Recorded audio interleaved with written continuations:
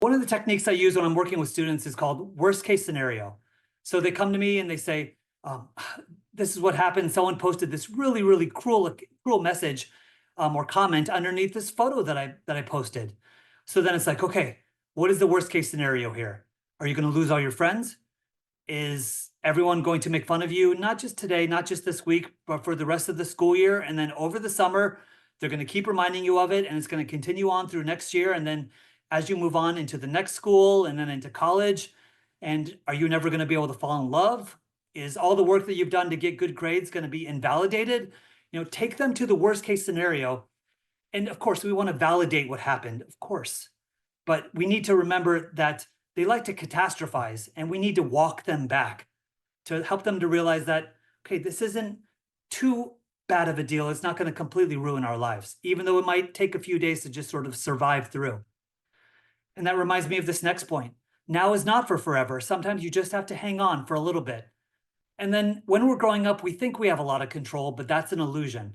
Plus, we think that so much matters, but that's also not true. So I really like this meme Venn diagram that I saw because help your kids to understand, okay, what are the things that truly matter in their life? What are the things that they can truly control? And then what is the overlap? That's what they should focus on. And it helps to provide some direction and specificity and helps to sort of refine next steps. I mentioned anchors before.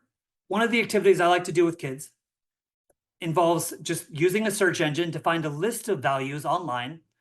These are just, let's say, 18 of them. You could use a list of 50. You could use a list of 100. But let's say I use this list of 18 or so. I give them to my child or a student. And I say, please circle your top 3, top 5.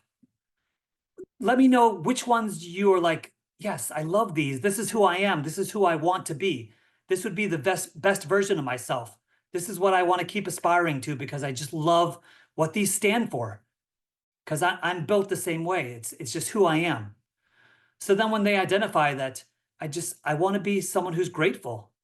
I want to be someone who is hopeful, even when things look really, really crappy. I want to be someone who still chooses hope, even though it takes a lot of courage. Anyways, help them to identify the core North Star principles that they want to build their life upon. And then when it feels like life is an emotional roller coaster and you can't control anything, help them to come back to what they can control, which is building upon these values.